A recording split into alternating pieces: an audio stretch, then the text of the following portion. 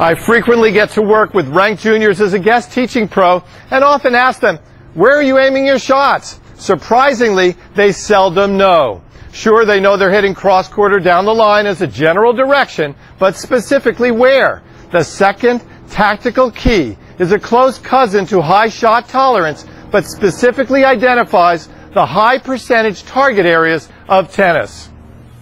As most players advance, they make the big mistake of aiming closer and closer to the lines and lower over the net.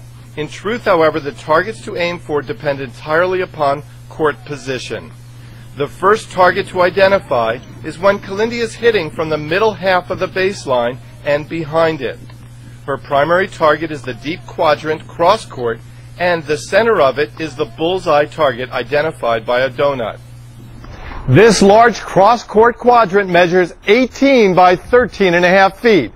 The middle bullseye gives her a large margin for error of 9 feet from the baseline and nearly 7 feet from the sideline.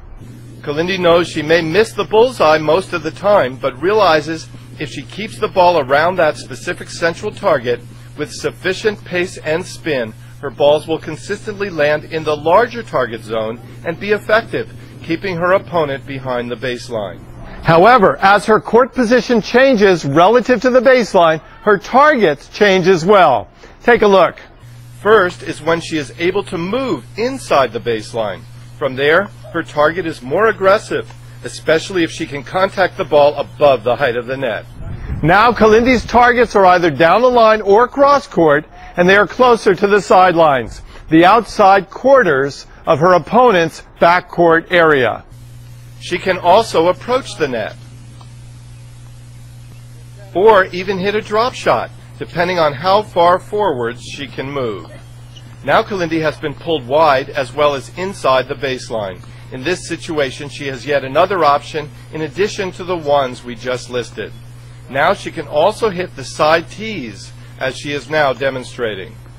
Now let's cover the final baseline court position, namely when she has to retrieve a shot that is both wide and deep.